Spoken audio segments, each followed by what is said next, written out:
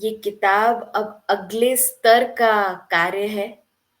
तो जो लोग भी आगे अपने सहेली टीम के साथ जुड़ना चाहते हैं या और महिलाओं के साथ काम करना चाहते हैं या फिर जो लोग गर्भवती हैं, होना चाहते हैं, उन सभी के लिए यह सत्र हम लोगों ने रखा है। तो चलिए शुरू करते हैं एक 15 मिनट के ध्यान से और उसके बाद हमारे नेक्स्ट चैप्टर पे हम लोग जाएंगे। तो शमशाद मैम, क्या आप तैयार हैं? ग्रेट। नमस्कार, गुड मॉर्निंग। गुड तो मॉर्निंग। चलिए हम सब ध्यान की यात्रा पे चलते हैं। आ जाइए सभी लोग, सुखासन में बैठ जाइए। यदि चेयर पे बैठे हो तो पैरों को क्रॉस करके बैठिए। पानी पी सकते हैं और चश्मे उतार दीजिए। अपने हाथों को क्रॉस कर लीजिए और अपनी आंखें बंद कर लीजिए और अपनी आती सांस जाती सांस पे ध्यान दीजिए।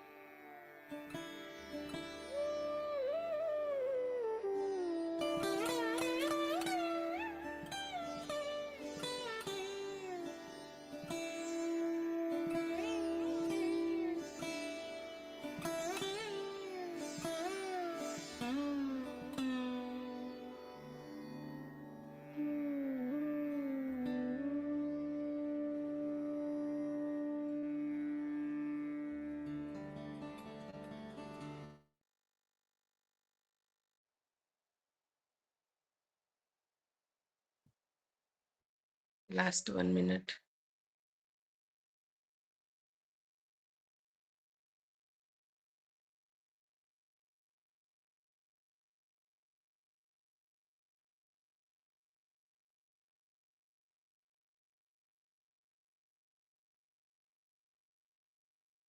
Last 30 second.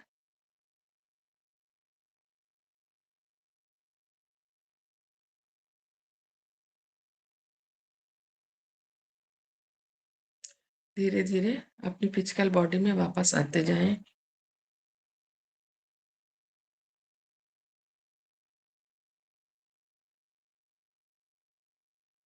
अपनी हथेलियों को खोलते हुए आँखों के ऊपर लाएँ। 5, 4, 3, 2, 1, 0। हथेलियों के पीछे ही आँखें खोलें। सुंदर सी मुस्कुराहट के साथ वापस आएँ। I love my self, I love you all. Thank you friends, thank you masters, आज के ध्यान सत्र में शामिल होने के लिए। आप सभी का बहुत-बहुत धन्यवाद।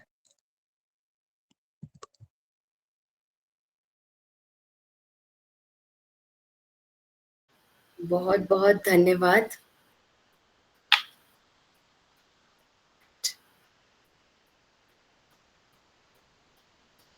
इतने खूबसूरत ध्यान करवाने के लिए। तो अब हम हमारी यात्रा में आगे बढ़ते हैं।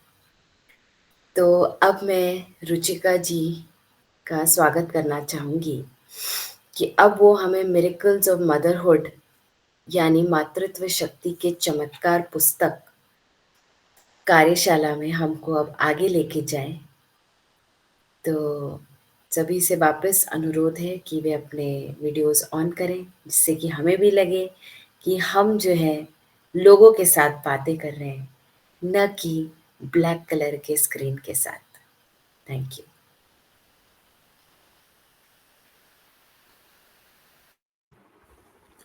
Thank you Shivali. तो इस बुक में हम आगे बढ़ते हैं और नेक्स्ट चैप्टर जो है, जहाँ उषा मैम सबको प्रोत्साहित कर रही हैं नेचुरल बर्थिंग के लिए। तो मैम इस चैप्टर में बताती हैं कि कैसे जो प्राकृतिक रूप से शिशु के जन्म की शुरुआत होती है, वो कैसे होती है। तो यहाँ मैम बता रही हैं, उसके पहले वो सभी महिलाओं को प्रोत्साहित करते हुए एक कोट लिखती हैं कि अपनी शक्ति को पहचानो। स्त्री शक्ति वह आंतरिक शक्ति है जो जीवन में किसी भी नकारात्मक परिस्थिति का सामना करने और उन्हें हराने की इच्छा शक्ति रखती है। और अपनी शक्ति को पहचानो और हिम्मत मत हारो। इस नेचुरल बर्थिंग को आप नेचुरल वे से अपने बेबी को जन्म दे सकते हो, इतनी आप में क्षमता है। आगे किस तरीके से महिला के शरीर में शुरुआत होती है शिशु के जन्म की, शिशु के बनने की, इस प्रक्रिया को समझाते हुए कहती है मैम कि सभी लिविंग बींग्स, सभी योनियों में देखा जाता है फीमेल बॉडी को ही चुना गया है विकास की प्रक्रिया के लिए, ऐसा कहा भी जाता है। और अगर हम ह्यूमन इंसानों की बात करें तो उसमें एक जो स्त्री होती है, उसके प्रजनन तंत्र की शुरुआत जो होती है, कद का ब्लूप्रिंट जो होता है, वो उसके नानी के ओवम से ही बनना शुरू हो जाता है। इसका मतलब उनके विकास की प्रक्रिया बहुत पहले से ही चालू हो जाती है। आगे मैम सबसे पहले बताती हैं,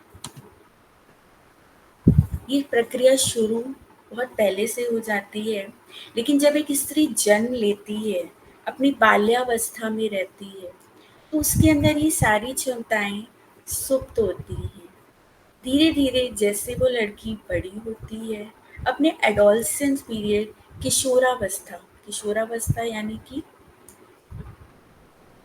बचपन से लेके 10-12 साल की उम्र में वो पहुँचती है अपनी किशोरावस्था में, जहाँ उसका फर्स्ट पीरियड स्टार्ट होता है जिसे हम मेनार्क कहते हैं।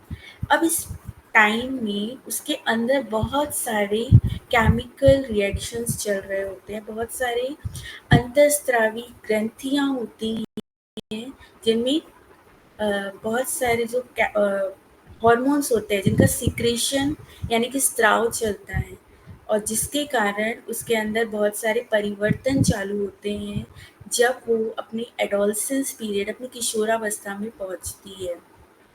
अब मैम बताती हैं कि इस समय पे यदि कोई लड़की खुश रहती है, स्वस्थ रहती है, तो इसका प्रभाव उसके आगे के समय में जब वो मदरहुड की स्थिति में पहुंचती है, मातृत्व के पीरियड में पहुंचती है, तो वो नेचुरल वे से बच्चे को जन्म देने में सक्षम हो पाती है। यानी कि अगर शुरू से ही वो खुश रहती है या स्वस्थ रहती है तो। आगे बताती हैं मैम, जब कोई लड़की अपने एडोलसेंस पीरियड यानी कि जिसे किशोरावस्था भी कहा जाता है, अपनी लगभग इस उम्र को बोला जाता है 12 से 18 साल के बीच में, जिसे हम बाल्यावस्था और यौवनावस्था के बीच का समय कहते हैं। ऐसा समय होता है जब स्त्री क्या होती है, जब वो बालिका अब थोड़ा बहुत डिपेंडेंट से इंडिपेंडेंट बनती है। अभी तक वो पूरी तरीके से अपने सारी चीज़ों के लिए दूसरों पर डिपेंडेंट होती है। अब वो खुद इंडिपेंडेंट बनती है, तो उसके अंदर बहुत सारे डेवलपमेंट होते हैं, बहुत सारे विकास हो रहे होते हैं। उसका शरीर परिवर्तित हो रहा होता है, उसकी मानसिकता, उसके माइंड का विकास हो रहा होता है, उसके सामाजिक जो रिश्ते होते हैं उसमें परिवर्तन आ रहा होता है, उसके अंदर जो प्रजनन की क्षमता होती है उसमें भी परिवर्तन आ रहा होता है। इन सारे परिवर्तन में उसके जो यौन अंग हैं वो भी परिपक्व होना स्टार्ट हो जाते हैं। इन सब के साथ ही उसका जो मानसिकता है वो, उसका भी विकास होने लगता है। उसकी जो सीखने की, बुद्धि की क्षमता होती है वो भी धीरे-धीरे बढ़ रही होती है। बहुत सारे परिवर्तन होते हैं इस समय पे, उसके विचारों में, उसके एटीट्यूड में, उसके समाज में हो रहे रिश्तों में। इस पीरियड में वो बहुत कुछ सीखने के लिए तैयार होती है। तो मैम कहती है यही सबसे सही टाइम होता है उन्हें गाइड करने का, उन्हें एजुकेट करने का एक हेल्दी लाइफ़स्टाइल के लिए। अब आगे बताती हैं कि कैसे एक मदरहुड की प्रोसेस जो होती है उनके अंदर स्टार्ट होती है। जैसे ही देखा जाता है कि 12 से 14 साल की उम्र के बीच में एक कोई भी लड़की के अंदर मेनार्की, फर्स्ट पीरियड आना स्टार्ट होता है। तो जब फर्स्ट पीरियड स्टार्ट होता है उस टाइम पे उसके अंदर कुछ भौतिक परिवर्तन हो रहे होते हैं, जिसके लिए एक वर्ड यूज़ किया जाता है, प्यूबर्टी। अब इस प्यूबर्टी के टाइम पे कौन-कौन से परिवर्तन होते हैं, जैसे फर्स्ट बताया मैम यहाँ बता रही हैं कि मेनली पहला हो रहा होता है कि इसका शरीर पूरी तरीके से अब अचानक से बदलना शुरू होता है। उसकी जो थाइज़ होती है, हिप्स होते हैं, वहाँ पे फैट डिपॉज़िट होना चालू होता है। उसके जो अदर सेक्सुअल पार्ट होते हैं, जैसे ब्रेस्ट का डेवलपमेंट होना इस समय पे, ब्रेस्ट का बढ़ना, या फिर आर्मपिट पे हेयर्स का ग्रो होना, या प्यूबिक हेयर का ग्रोथ होना, या ये सिर्फ बाहरी परिवर्तन ही नहीं, आंतरिक परिवर्तन जैसे कि प्रजनन तंत्र में ओवरी, अंडाशय या गर्भाशय का भी विकास धीरे-धीरे हो रहा होता है। अब ये सारा विकास किस चीज़ से प्रभावित होता है? तो मैम यहाँ बताती हैं कि बहुत सारे अंतःस्रावी ग्रंथियाँ होती हैं हमारे शरीर में, जिसे एंडोक्राइन ग्लैंड्स कहते हैं, जिनसे बहुत सारे केमिकल सिक्रेशन, जिन्हें हार्मोन्स कहा जाता है, उनका स्त्राव चालू होता है और ये हार्मोन्स ही प्रभावित करते हैं इस जो भी परिवर्तन हो रहे होते हैं उनके हमारे शरीर में। एक होती है पिट्यूटरी ग्लैंड, जिससे 3 तरह के हार्मोन्स का स्त्राव होता है, जिसमें मेनली मैम बताती हैं गोनाडोट्रोपिक रिलीजिंग हार्मोन, जिसे GnRH भी कहते हैं। दूसरा है फॉलिकल स्टिमुलेटिंग हार्मोन, जिसे FSH कहते हैं। और तीसरा है ल्यूटिनाइजिंग हार्मोन, जिसे LH कहते हैं।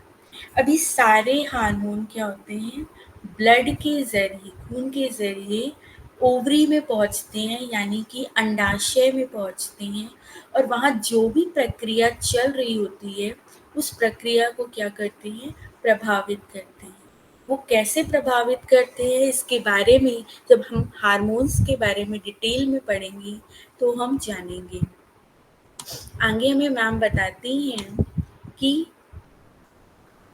अब इन हार्मोन्स के प्रभाव में जो ओवा होता है, जो अंडाशय में बहुत सारे अंडे होते हैं, जो अभी क्या रहते हैं, सुप्त होते हैं। अब उनका धीरे धीरे क्या होता है, डेवलपमेंट चालू, उनका विकास होना चालू होता है।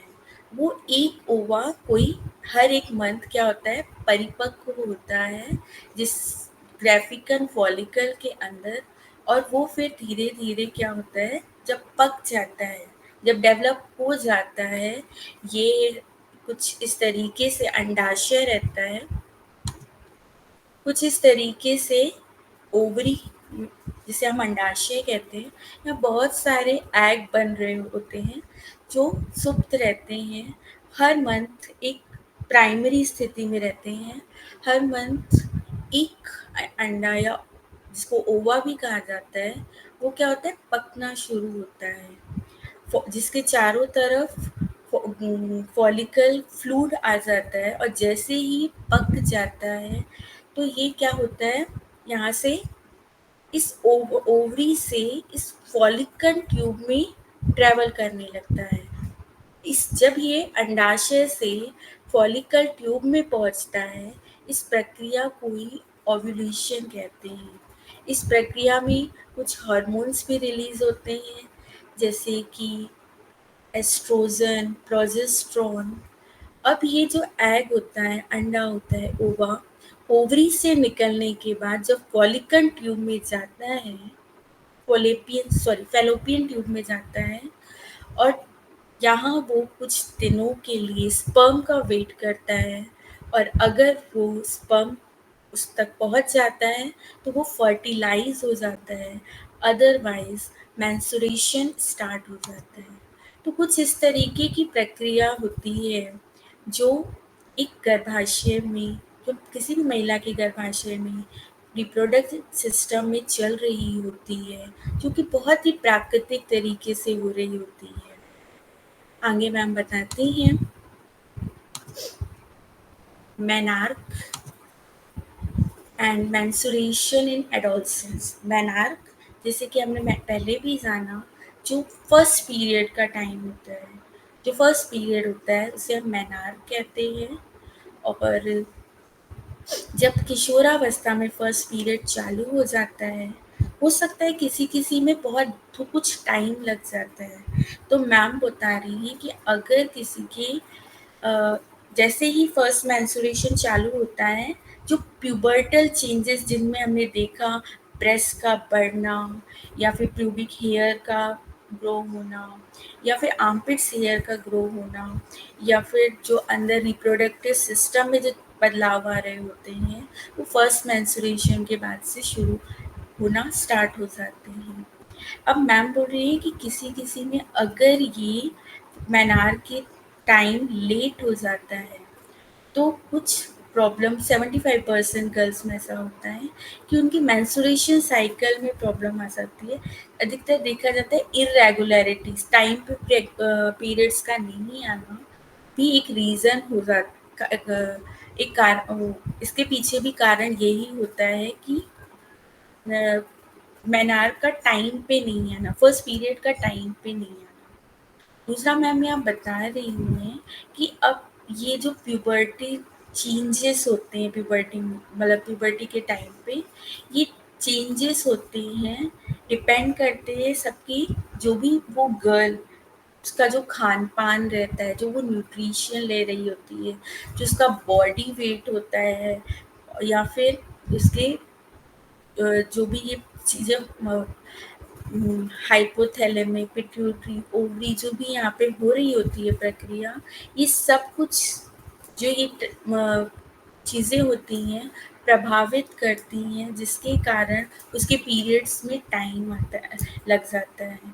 तो इन सब चीज़ों पे ध्यान देना ज़रूरी होता है, ताकि महिला में सही समय पे, महिला नहीं बोल सकते हैं, बाल्यावस्था किशोरावस्था रहती है, सही समय पे उनके पीरियड्स आ सके, और अगर नहीं आ रहे हैं तो उनके पीछे कारण कुछ ये होते हैं कि हो सकता है वो सही खान पान नहीं ले रही हो, या उसका बॉडी वेट ज़रूरत से ज़्यादा हो। तो आगे मैम बता रही हैं कि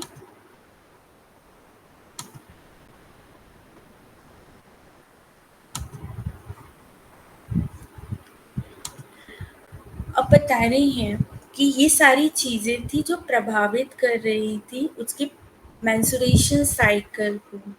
तो एक सही स्वस्थ शरीर के लिए, स्वस्थ रिप्रोडक्शन के लिए कुछ चीज़ें मैम यहाँ बता रही हैं कि इन सारी चीज़ों में, इन एक्टिविटी में अगर वो बैलेंस बनाना हम जीवन में शुरू कर दें, तो जो रिप्रोडक्शन की प्रक्रिया होती है, जो प्रजनन की प्रक्रिया होती है, उसे सही किया जा सकता है।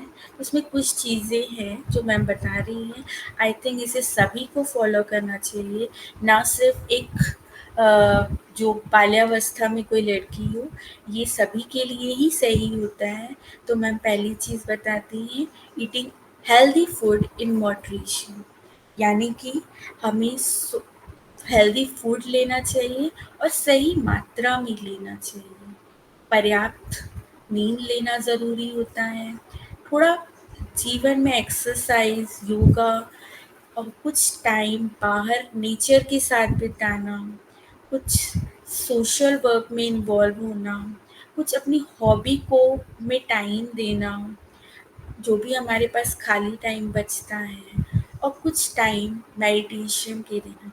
तो ये कुछ पॉइंट मैम बता रही हैं कि एक अपनी लाइफ स्टाइल को अगर हम हेल्दी रखते हैं, कोई चाहे वो महिला हो चाहे वो पुरुष हो, वो शुरू से ही अगर ऐसी लाइफ स्टाइल को फॉलो करते हैं, तो आगे जब उनका समय आता है रिप्रोडक्शन का, प्रजनन की प्रक्रिया का, तो वो बहुत ही स्मूथली होता है, वो नेचुरल वे से बच्चे को जन्म देने के लिए सक्षम हो पाते हैं। आगे बताते हैं मैम।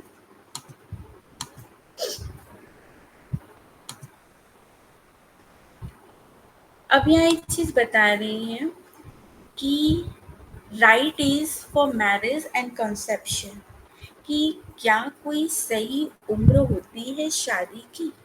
तो मैम बोल रही हैं कि ऐसा कोई स्पेसिफिक एज तो डिसाइड नहीं होती है कि कब शादी करना चाहिए, बट बेटर होगा अगर वो अपनी एडल्ट पीरियड में, यानी कि एडोलसेंट किशोरावस्था से यौवन अवस्था में पहुंच जाए, तब वो कोई भी लड़की क्या करे, शादी का डिसीजन ले, तो उसके लिए ज़्यादा अच्छा होगा। ये एडल्ट पीरियड जैसा कि हम देखते हैं लड़कियों में 18 के बाद चालू होता है, और पुरुषों में लगभग 19 के बाद, 21 के बाद चालू होता है। दूसरा मैम बता रही हैं कि girl need to be mature, साथ ही वह फिजिकली, मेंटली, इमोशनली वो तैयार होनी चाहिए इस ज़िम्मेदारी को लेने के लिए, तभी उसे अपनी शादी का डिसीज़न लेना चाहिए। तीसरा मैम बता रही हैं कि दोनों को, जब भी कोई लड़की मदर बनना चाहती है, तो ये डिसीज़न दोनों कपल का होना चाहिए, ना सिर्फ एक का। तो बस यही मैम बता रही हैं कि किस तरीके से एक हेल्दी लाइफ स्टाइल, मतलब अगर अब कोई स्त्री अपनी किशोरावस्था में ही एक हेल्दी लाइफस्टाइल को फॉलो करती है तो आगे चल के वो नेचुरल वे से बच्चे को जन्म देने में सक्षम हो पाती है और अपने जो प्रजनन की प्रक्रिया को है वो बहुत बिना किसी ट्रबल के, बिना किसी परेशानी के कर पाती है। तो इस चैप्टर में इतना ही। आगे की जानकारी हमें शेफाली मैम देंगी। Shefali ma'am, over to you.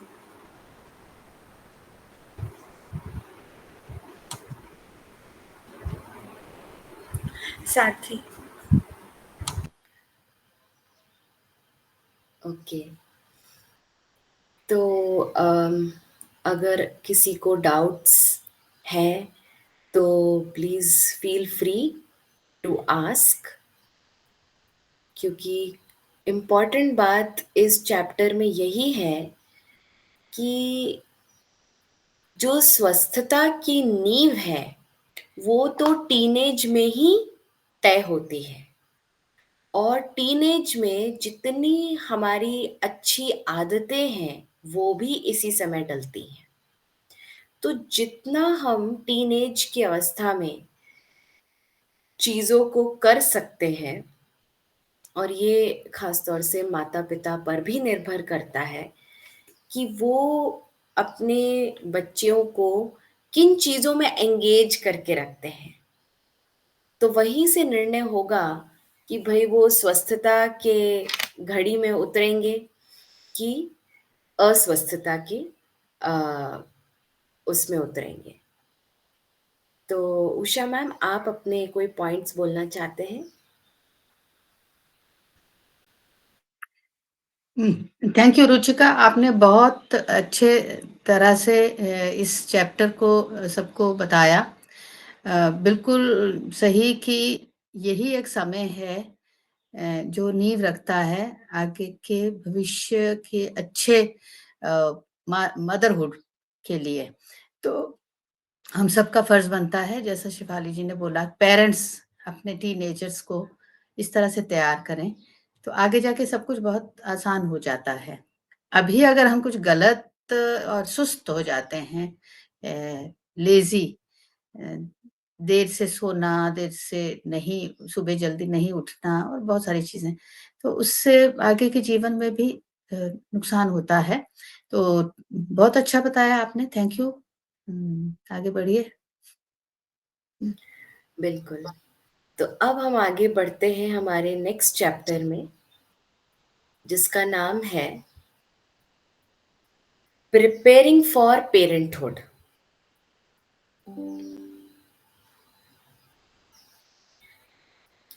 जी, आप लोग मेरी स्लाइड को देख पा रहे हैं?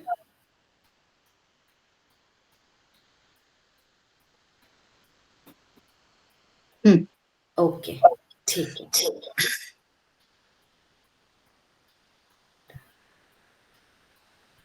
ठीक है। तो ये जो अगला चैप्टर है, एक तो ये बात जो रुचिका जी ने बताई है, पीरियड्स का आगमन होना एडोलेसेंट एज में, तो पहले तो मुझे लगता है माता-पिता को यही सेट करना है अपनी बच्चियों में और पूरे सोसाइटी में ये सेट होना है कि पीरियड्स होना एक बहुत अच्छी बात है। और जितना उसके बारे में एक सकारात्मक दृष्टिकोण हमारा बनता है कि ये एक अच्छी बात है, इस समय हम कुछ अलग प्रकार की एक्टिविटीज़ कर सकते हैं। हमको वही-वही एक्टिविटीज़ जो हम रोज़ करते हैं, उससे कुछ हम अलग हट के भी कर सकते हैं। और उसके लिए वो उनको सुझाव दें कि उस समय और क्या किया जा सकता है। तो मेरे हिसाब से जो अभी फ़िलहाल जो बहुत लोगों को लगता है कि ये तो पीरियड्स एक तो प्रॉब्लम है लाइफ़ में, और इसको पीरियड्स एक तो प्रॉब्लम है मान-मान के फिर आगे चल के हम महिलाओं में बहुत सारी परेशानियों को देखते हैं। तो पीरियड्स आर कूल, ये एक बहुत ही ज़रूरी दृष्टिकोण है जिसको विकसित करने की ज़रूरत है कि ये एक बहुत अच्छी चीज़ है, ये शरीर का हिस्सा है, और इस शरीर का हिस्सा ही नहीं लेकिन शरीर के स्वास्थ्य के बने रहने में बहुत बड़ा रोल अदा करता है। तो अब हम इस बात पे और आगे चलते हैं कि जो स्त्री शक्ति है उसमें बहुत सारी सृजनात्मक शक्ति होती है। और आजकल जिसको स्त्री शक्ति, फेमिनाइन एनर्जी, इस पे काफ़ी सारी बातें हम सुनते हैं। ओशो ने तो द बुक ऑफ वुमेन में इस बात को बहुत ही ब्यूटीफुली रखा है कि कैसे जो पूरी धरती है, इसमें जो फेमिनाइन एनर्जी है, इसके कारण ही प्रेम की ऊर्जा व काइंडनेस की ऊर्जा बनी हुई है। तो ये जो काइंडनेस है, कंपैशन है, ये जो हम खाने में इतनी क्रिएटिविटी दिखा पाते हैं, है ना? और बाकी लाइफ रोज़मर्रा को कितने क्रिएटिव तरीके से जिया जा सकता है, ये उसका एक संकेत होता है।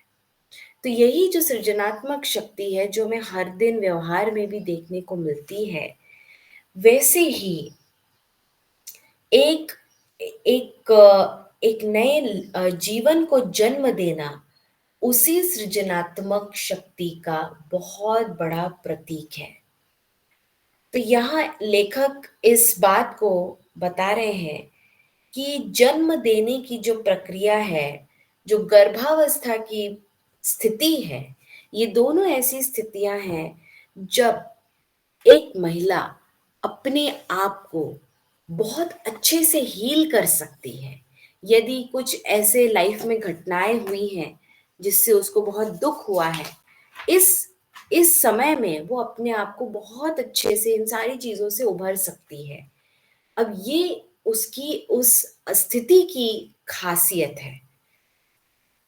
तो इस समय गर्भावस्था के दौरान जितना उसकी कलात्मक शक्ति है, सृजनात्मक शक्ति है, वो आर्ट के रूप में अपने आप को अभिव्यक्त करे।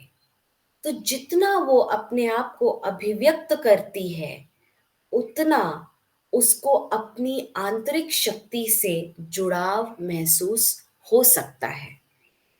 तो ये एक जो सेल्फ डिस्कवरी का जो प्रोसेस हर किसी में शुरू होना है, वो एक महिला को गर्भावस्था के दौरान एक स्वाभाविक प्राकृतिक अवसर मिलता है।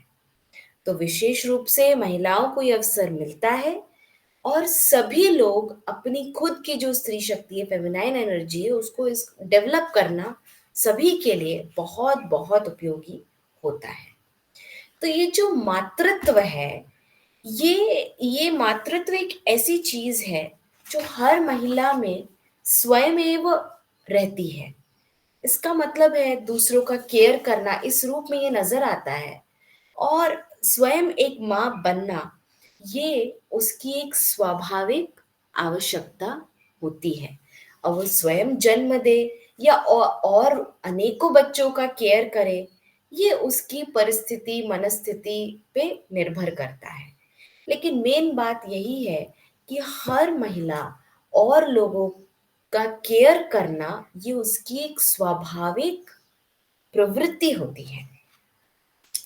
तो ये जो एक ब्लेसिंग के रूप में है, तो जितना वो अपना ज्ञान वर्धन करे, उतना उसके अंदर ये जो शक्ति है दूसरों को केयर करने की, इसको और पुष्टि मिलती है और साहस बनता है और आत्मविश्वास बनता है कि एक बहुत अच्छी चीज है ये।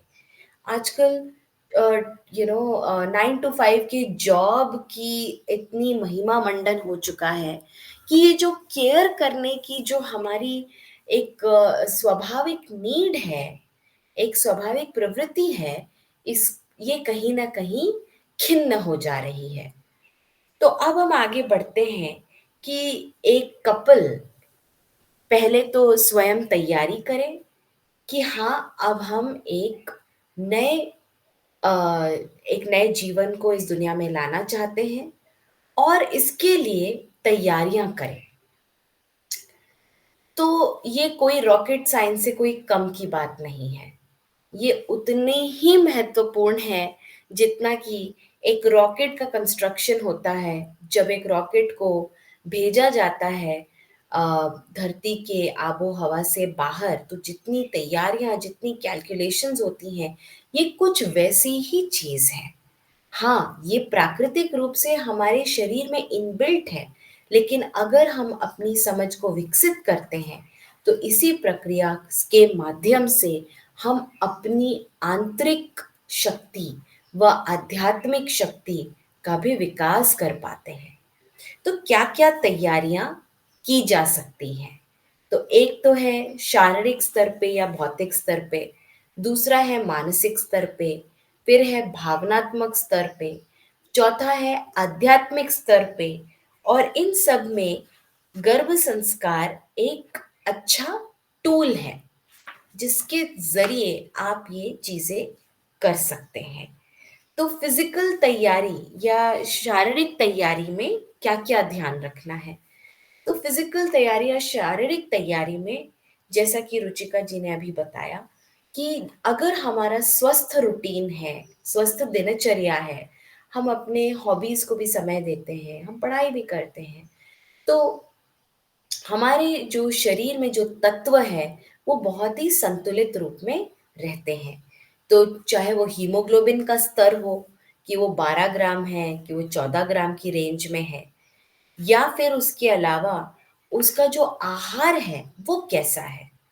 तो आहार में हम बहुत ज़्यादा वो होते हैं क्या, सिलेक्टिव हो जा रहे हैं क्या, नहीं मैं तो यही सब्जी खाती हूँ, नहीं मैं तो ऐसा ही खाती हूँ, नो मैं तो ऐसे ही खाऊंगी। तो भाई अगर इतने सारे इफ एंड बट हैं तो समझ जाइए कि उस व्यक्ति का शारीरिक स्वस्थता में कमी आनी है। क्योंकि हमको ये समझना बहुत जरूरी है कि जो हम आहार का ग्रहण कर रहे हैं वो हमारे शारीरिक स्वस्थता के लिए है। जैसे जैसे हमें ये लक्ष्य क्लियर होता है कि ये जो बॉडी है, इसकी जो स्ट्रेंथ है, ये मैंने ही मेंटेन करनी है, इसकी जिम्मेदारी मेरे ही हाथ में है, तो हम ऑटोमेटिकली जो भी इस ऋतु की सब्जियां हैं, दालें हैं, सब और सारे अनाज हैं, उनको हम संतुलित वे में स्वीकार करने लगते हैं। दूसरी चीज जो जरूरी है करना कि हम ये सारी चीजों का असेसमेंट करवाएं, और यदि हमारे शरीर में कोई भी जेनेटिक डिसऑर्डर है, जैसे कि थैलेसीमिया नाम का एक रक्त विकार होता है, तो अगर इस तरह की कोई भी दिक्कतें हैं, तो आपके फैमिली में ऐसा हुआ है कि किसी ना किसी को ये दिक्कतें हैं, तो एक बार जेनेटिक असेसमेंट कराना अच्छा होता है। उससे हमें पता लगता है कि आगामी जो जेनरेशन है उस पे इसका क्या प्रभाव पड़ेगा। तीसरी चीज है, हमारी अच्छी आदतों के साथ साथ हमारी कोई ऐसी आदत तो नहीं लग गई है जिससे हमें ही दिक्कत हो, जिससे हमें ही भावनात्मक स्तर पे भी दिक्कतें आए। चाहे वो टोबैको का सेवन हो, चाहे वो गांजा का सेवन हो, कोई भी इस प्रकार का विषाक्त द्रव्यों का सेवन यदि हो रहा है और उसमें अल्कोहल भी है, तो फिर स्वाभाविक सी बात है कि उसके कारण दिक्कतें आती ही हैं। अब हम आते हैं वैचारिक व भावनात्मक तैयारी, और इसमें लेखक बोल रहे हैं कि नियमित रूप से योग प्राणायाम का अभ्यास करना बहुत ही जरूरी है कि हमारी मानसिक स्थिरता आ पाए। और इसके साथ में ध्यान जो हम लोग रोज हर सेशन में करते हैं, उसका बहुत बड़ा रोल है कि हमारे में एक मेच्योरिटी आए, हम में एक रिसेप्टिविटी आए कि हम चीजों को सही नजरिए से देखें, सही पॉजिटिव तरीके से देख पाए। अब आती है आध्यात्मिक तैयारी। आध्यात्मिक तैयारी में उन किताबों को पढ़ना जो हमारी आंतरिक शक्ति को विकसित करें, यानी कि सोल नॉलेज, आत्मा से जुड़ी हुई जो बातें हैं उनको हम और अपने अंदर पुख्ता करें। अब ये पुख्ता होंगी कैसे? पुख्ता तो तभी होंगी जब हम इस तरह की किताबें पढ़ें, इस तरह के वीडियोस देखें, तो ही ये सारी चीजें हमारे अंदर विश्वास को गहराती हैं कि नहीं, जो मूल है वो तो आत्मा है, जो इटर्नल है, जो स्पिरिट है, वही इटर्नल होती है। जितना हम ऐसी किताबों से जुड़ते हैं, उतना हम इस जीवन में जो भी ऊपर नीचे चल रही हैं परिस्थितियां, उसमें भी हम बहुत प्यार से आगे बढ़ पाते हैं। तो यहाँ एग्जाम्पल है कि इस स्पिरिचुअल डेवलपमेंट के लिए गर्भ संस्कार की क्लासेस, खास तौर से भारत में तो ये वेल नोन बात है कि जैसे ही कोई गर्भवती होती है तो उसको अच्छी किताबों का पढ़ना और अच्छे माहौल में रहना बहुत ज़रूरी होता है। तो अगर हमें एक संस्कारवान जनरेशन को जन्म देना है तो उसकी शुरुआत हमारे ही संस्कारवान होने से होती है। तो एक बहुत प्यारी सेइंग है ही, improve the seed not the tree, water the seed और द ट्री। तो किस पे काम किया जाए, पेड़ पे काम करेंगे कि बीज पे काम करेंगे? तो भाई असलियत तो यही है, हमारा बीज कैसा है इस पे काम करने की जरूरत है। पानी किसको देते हैं? बीज को देते हैं। पेड़ विकसित होने के बाद उसको फिर रोज रोज पानी की आवश्यकता नहीं पड़ती है, लेकिन एक बीज को प्रतिदिन पानी भी चाहिए और एक उर्वरक जमीन चाहिए जहां वो डेवलप हो पाए। तो अगर हमें एक स्वस्थ दृढ़ वृक्ष चाहिए तो उसके लिए चाहिए एक स्वस्थ बीज। तो वैसे ही यहाँ लेखक बता रहे हैं कि 80% डेवलपमेंट तो वूम्ब में ही हो जाता है। तो गर्भ में ही गर्भस्थ शिशु का 80% विकास हो जाता है। कौन सा विकास? केवल शारीरिक नहीं, परंतु मानसिक विकास। उसका इस पूरे संसार में किस प्रकार का विश्वास होने वाला है, वो भी गर्भ गर्भस्थ अवस्था में ही प्राप्त होता है। फिर अगला 15% विकास, उस जब वो शिशु बाहर आ जाता है तो जो पहले 3 वर्ष होते हैं वो बहुत क्रूशियल होते हैं। उसमें निर्णय होता है कि उस ये जो सोल है, ये जो चाइल्ड है, इसको कितना विश्वास है। तो जितना माता पिता पहले 3 साल में एक बच्चे के साथ ऐसे बिहेव करते हैं जैसे कि वह भी एक अडल्ट है, यानी उसको एज एन इक्वल ट्रीट करते हैं और उसकी बात को उतनी ही गहराई से सुनते हैं जैसे कि वो किसी और की बात को सुनते, तो वहां से नींव डलती है कि आगे वो कैसे पर्सनालिटी के साथ युक्त होने वाला है। लेकिन सबसे आश्चर्य की बात ये है कि हम ये सारा समय में तो कुछ और ही करते रहते हैं बच्चों के साथ या गर्भस्थ अवस्था में, और रिमेनिंग जो 5% जो इम्प्रूवमेंट का स्कोप बचता है उसी पर एफर्ट डालते रहते हैं। तो अब सोचिए कि बीज पे काम करना कितना अधिक प्रभावशाली होता है। जैसा कि आप लोग सुनते ही होंगे कि देसी बीज है कि नहीं, कौन से प्रकार का बीज है, कि जेनेटिकली मॉडिफाइड बीज है। जैसा कि आप जानते ही होंगे कि जेनेटिकली मॉडिफाइड सीड वो होते हैं जो स्वस्थकारी नहीं होते हैं। किसी भी मानव या पशु के द्वारा उस प्रकार की सब्जी या फल खाने से निश्चित रूप से दिक्कतें आती हैं और वह बीज और आगे की बीज परंपरा भी नहीं बना सकता। तो जितना प्राकृतिक गर्भावस्था में जो कपल है, जो प्रेग्नेंट कपल है, वो जितना प्राकृतिक गर्भावस्था को स्वीकार करते हैं, प्राकृतिक गर्भावस्था में जितना अवेयरनेस, ध्यान को प्रैक्टिस करते हैं और आत्मा के स्तर की जो ज्ञान है उसको अपने जीवन में जोड़ते हैं, उतना ही वह बीज प्राकृतिक व शक्तिशाली, यानी जो नेक्स्ट जनरेशन है वो उतनी सजग होती है। अब हम आते हैं कि प्रेगनेंसी का उस महिला के ब्रेन पे कोई असर होता होगा क्या? तो भाई ये बहुत ही इंटरेस्टिंग और रोचक बात है कि प्रेगनेंसी के कारण, गर्भावस्था के कारण, एक रिसर्चर है जोडी पाउलस्की, फ्रांस के हैं वो, और उन्होंने ये रिसर्च सबके सामने रखा कि गर्भावस्था के होने से एक महिला के मेधस तंत्र पे एक बहुत ही बढ़िया सकारात्मक प्रभाव पड़ता है, जिसके कारण वह बहुत प्रकार के कामों को करना, सहनशील होना, ये सारी चीजें उसके शरीर में भी विकसित होने लगती है।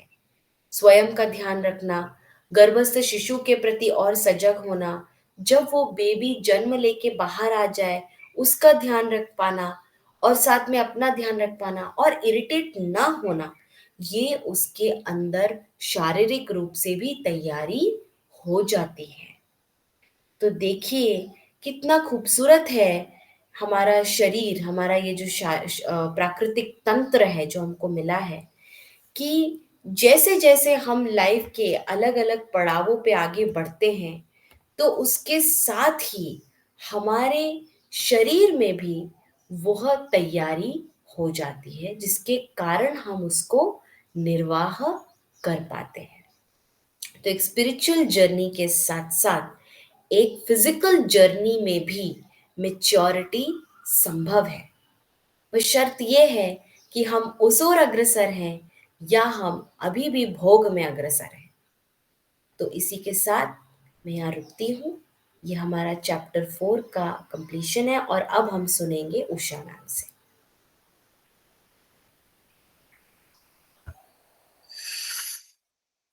Thank you Shefali.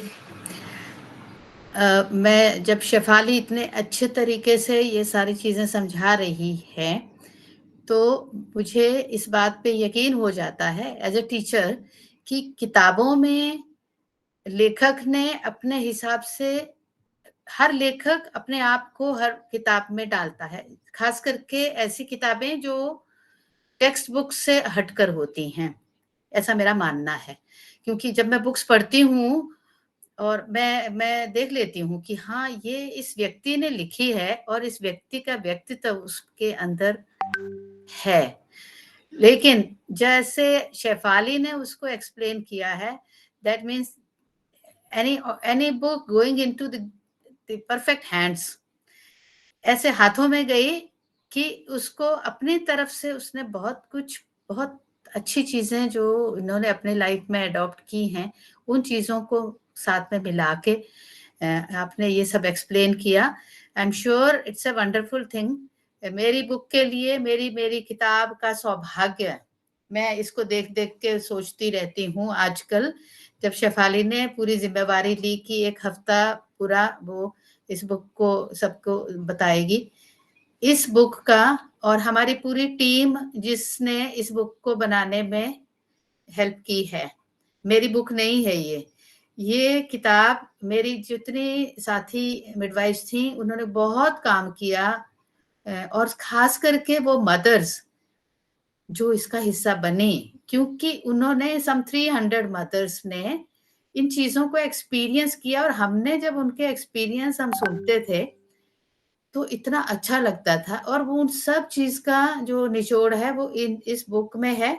और ये किताब बहुत भाग्यशाली है जो आज शेफाली और रुचिका जी के हाथ में है, और वो इसको इतने अच्छे से एक्सप्लेन करके आप सब तक पहुंचाएंगी, आप इसको यूट्यूब में डालेंगी और ये जगह जगह पहुंचेगी।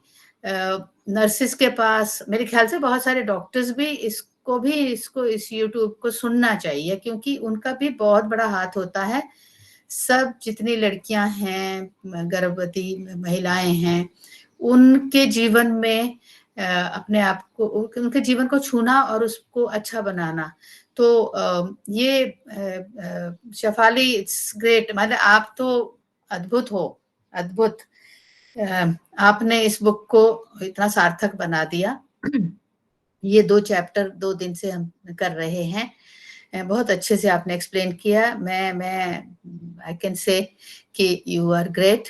ईश्वर आपको आगे ऐसे अच्छे काम करने में मदद करता रहे। और ये जो ब्रेन वाला लास्ट में आपने बोला, मैंने भी जब ये उनका पढ़ा था जिन्होंने ये बताया, I was feeling so happy कि देखो ये गर्भावस्था स्त्री को क्या बना देती है, मतलब उसके अंदर परिवर्तन होते हैं। और ये साइंटिफिक उन्होंने बोला कि आपके ब्रेन में वो परिवर्तन होते हैं जिससे आप और क्रिएटिव हो जाते हो।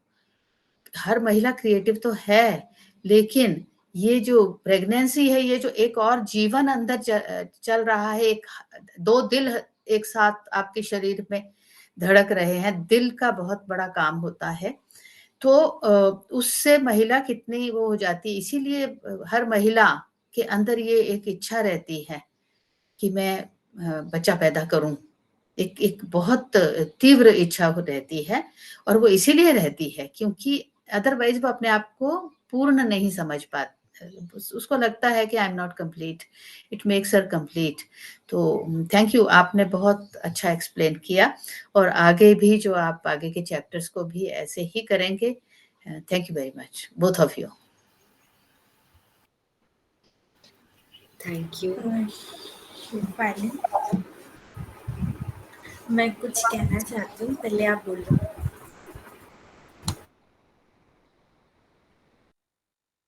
नहीं, मैं तो बस, ये काम मुझे बहुत पसंद है, तो मैं करती रहती हूँ ये।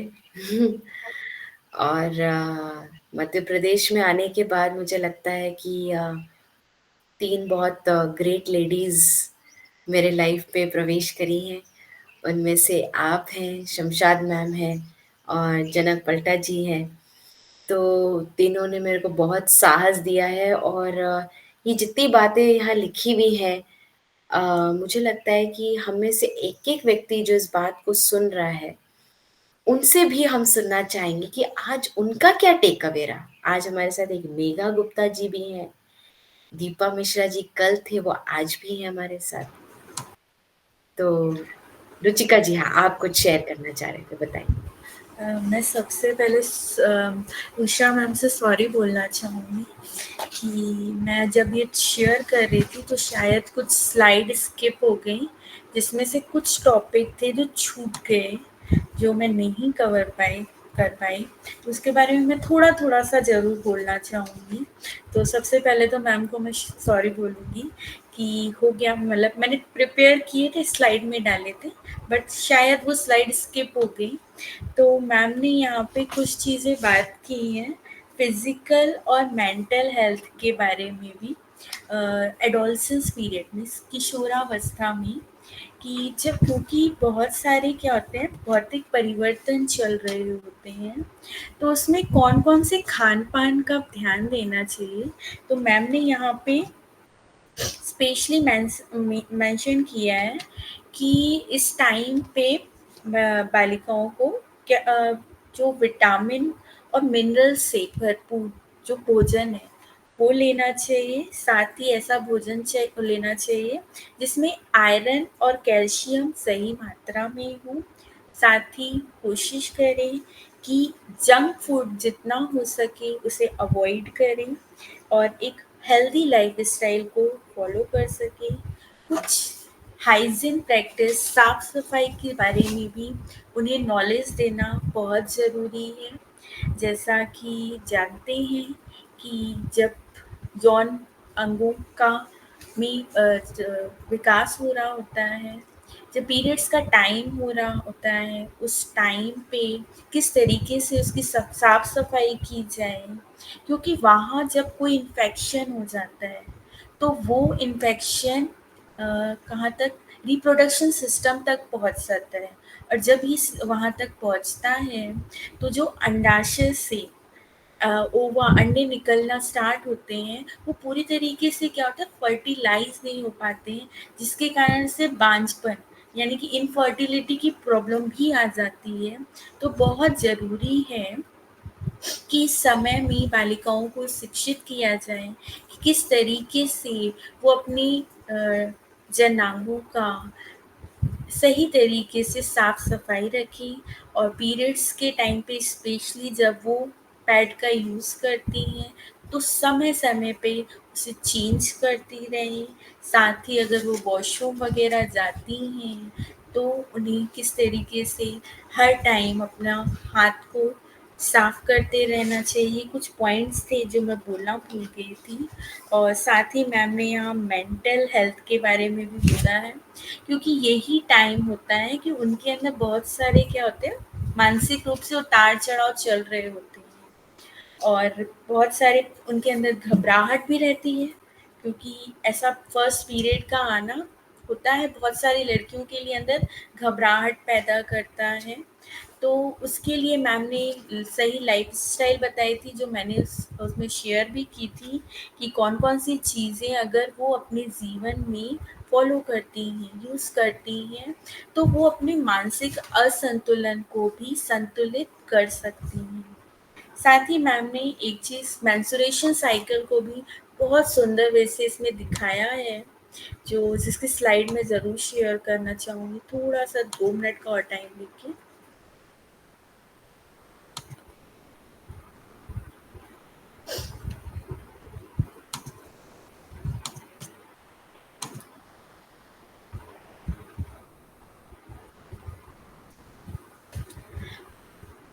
तो मैम इसमें बता रही हैं कि जो मेंस्ट्रुएशन साइकिल होती है वो किस तरीके से 3 फ़ेजेज़ में कंप्लीट होती है। जिसमें पहला फ़ेज़ होता है फॉलिकुलर फ़ेज़, जिसमें जो अंडाशय में जो अंडे होते हैं वो अपने क्या होते हैं, प्राइमरी फॉलिकुलर होते हैं। वो धीरे-धीरे क्या होते हैं, जो मेंस्ट्रुएशन पीरियड होता है लगभग 25 से 32 दिन का, जिसमें एवरेज टाइम लगता है 28 दिन का। तो उसमें क्या होता है कि पहले से जो फर्स्ट डे से 14 डेज़ के दिन में क्या होता है, पहला फ़ेज़ होता है फॉलिकुलर फ़ेज़, जिसमें क्या होता है, अंडाशय में जो अंडे होते हैं वो अभी तो फ़िलहाल क्या है, सुप्त अवस्था में। धीरे-धीरे एक अंडा क्या होता है, वो परिपक्व होना शुरू होता है, और जैसे ही यह 13 दिनों में परिपक्व हो जाता है कुछ इस तरीके से, तो ये फिर जो फॉलिकल है, फॉलिकुलर फ्लूइड है, ये इसे बाहर की ओर फैलोपियन ट्यूब की तरफ धकेल देता है, जिसे ओव्यूलेशन फेज भी कहा जाता है, ओव्यूलेशन कहा जाता है। और यही टाइम होता है जब जो एग होता है फर्टिलाइज होने के लिए सबसे ज़्यादा रेडी होता है। दूसरा, इसके बाद ये ओव्यूलेशन के बाद फेज़ होता है ल्यूटियल फेज़, जिसे मैम ने बताया है। सेकंड फेज़ आता है ल्यूटियल फेज़, जिसमें एग निकल चुका होता है अंडाशय से फैलोपियन ट्यूब में, और धीरे-धीरे जो अंदर बना जो फ्लूइड होता है अब धीरे-धीरे क्या हो जाता है, डिसइंटीग्रेट हो जाना होता है।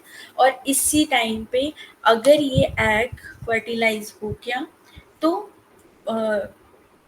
आगे प्रोसेस चालू होती है, अदरवाइज़ मेंस्ट्रुएशन स्टार्ट हो जाता है। तो इस तरीके से जो ये हमारी मेंस्ट्रुएशन साइकिल होती है वो 3 फ़ेजेज़ में कंप्लीट होती है, जिसे हम और भी डिटेल में शेफाली मैम शेयर करेंगी। तो 3 फ़ेज़ है, फॉलिकुलर, ल्यूटियल, मेंस्ट्रुएशन फ़ेज़। तो मैं सॉरी बोलना चाहूँगी, मैंने कुछ एक्स्ट्रा टाइम ले लिया, कुछ चीज़ें थी जो छूट गई थी।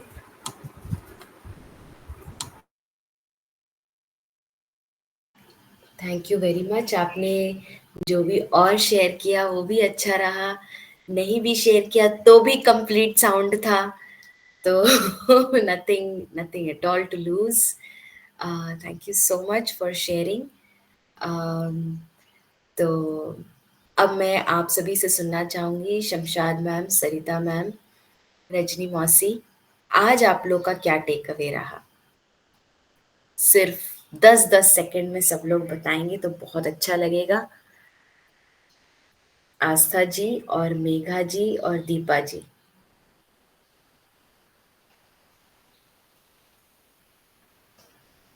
आस्था जी आप हैं क्या? मेघा जी, हाँ बताइए। सभी को नमस्ते। आज बहुत ही अच्छा लगा दीदी।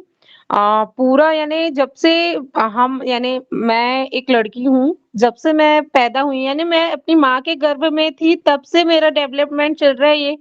आज पता चला।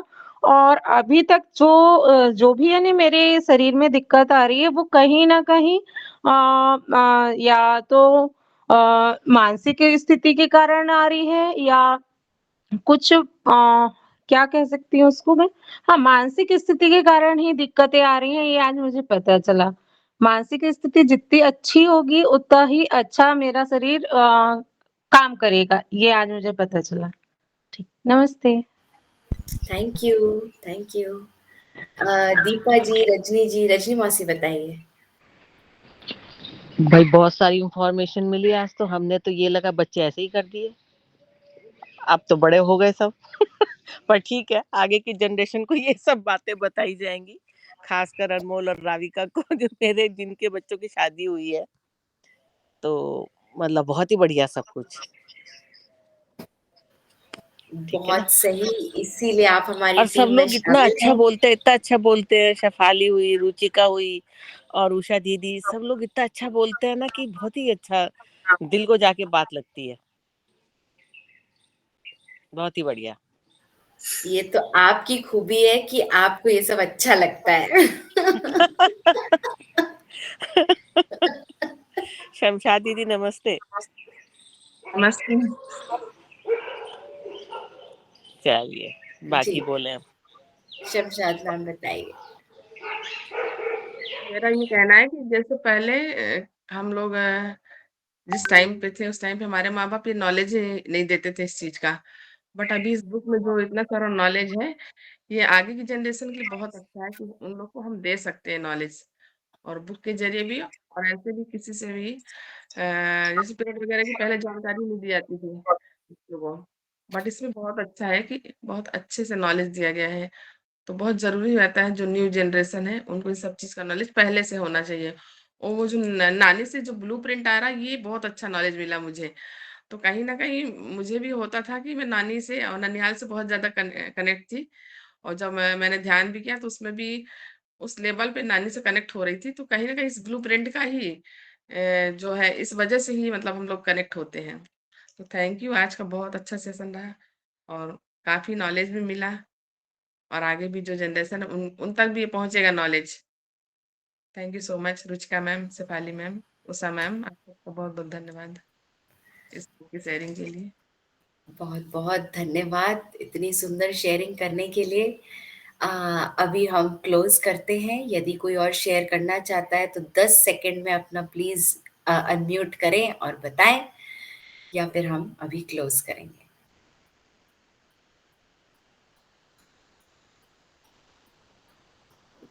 यस अ, मैम। नमस्ते सबको। सबसे पहले तो ये बुक मैं कहाँ से परचेज कर सकती हूँ? वही फ़ोन नहीं, अच्छा। उषा मैम, ये बुक मैं अमेज़न पे डालने वाली हूँ और मैंने ओके। किसी को बोल रखा भई डाल दो, लोग लेना माँग रहे हैं। तो जैसे ही ये अमेज़न पे आ गई हम आपको इन्फॉर्म कर देंगे कि अभी ये अवेलेबल है। जल्दी कर देंगे। जी, जी। थैंक यू, थैंक आपका क्या टेक अवे रहा दीपा जी? अ, शेफाली मैं छोड़ दूँ? मुझे मुझे अग्निहोत्र के लिए जाना ओके, है। Okay, thank okay. You everybody. Thank you so thank you. Much. आप जी, लोगों का एक्सप्लेनेशन बहुत अच्छा है, बहुत ही अच्छा। और रुचिका जी को तो मैंने मेडिटेशन में स्टार्टिंग में सुना, तो उनकी आवाज़ की तो मैं पहले से ही कायल हूँ। क्योंकि मेडिटेशन में उन्हीं की वॉइस स्टार्टिंग में मैंने सुना, स्टोरीज़ उन्होंने बताया। अब मैं कर नहीं पा रही हूँ मेडिटेशन, आ नहीं पा रही हूँ। लेकिन फिर भी मैं जुड़ी हुई हूँ ग्रुप से, इस मैं चाहती हूँ कभी टाइम मिले तो मैं ज़रूर दोबारा से मैं करूँ।